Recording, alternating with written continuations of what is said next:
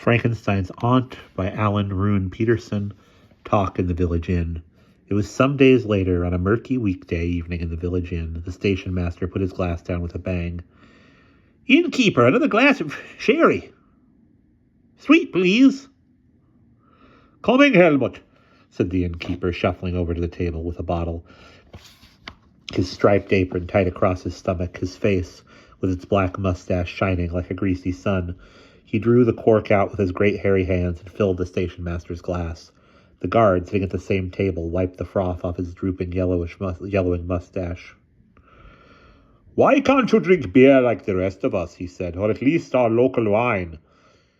He had just come off duty from the night train to Munich, and still had a red mark across his forehead from his peaked cap.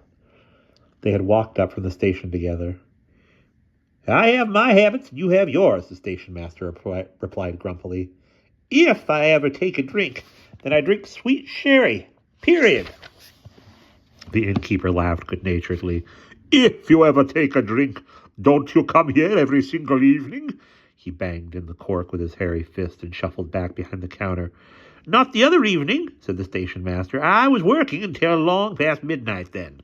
He lowered his voice and peered cautiously to the left and the right. "That was the evening she came." "Yes, I ought to have kicked her off the train as soon as I saw who she was. When I read her name on the ticket, I could feel my hair standing on end under my cap. That I could." "What's she doing here?" said the station master. "What does she want?" "Don't you see?" said the guard. "She's going to bring the monster back.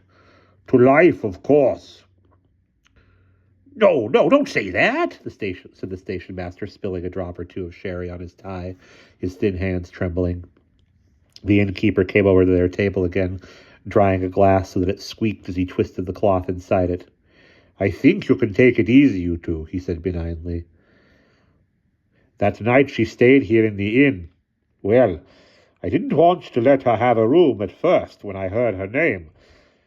But my Irmgard took pity on her. It was a terrible night, and Irmgard's got a heart of gold." "Otto!" someone called from the kitchen, and the innkeeper replied, "Yes, dear heart." Irmgard, the innkeeper's wife, put her head into the tap room, her cheeks rosy red from the stove. "Otto, where's the cinnamon?" she said. "I'm making apple pies, and I can't find the cinnamon." "It's next to the icing sugar on the shelf above the stove," said the innkeeper. "But Irmgard, my treasure, now you're here, can't you come over and tell Helmut and Fritz what old Aunt Frankenstein said to you the other evening?" Irmgard came into the tap room, the smell of apples swirling in with her skirts. She was a large woman with long, fair plaits and a bosom like two round loaves. She blew a strand of hair away from her rosy face and said, "It sounded to me as if she had come here to tidy up the castle a bit and clean up the family's reputation." "Well, both those are very much needed. Indeed they are," said the guard, froth on his mustache. "That's what it sounded like to me," said Irmgard. "Do you hear what she says, you two?" said the innkeeper. "But don't let's hold up, my dear. You just go on to your apple pies again."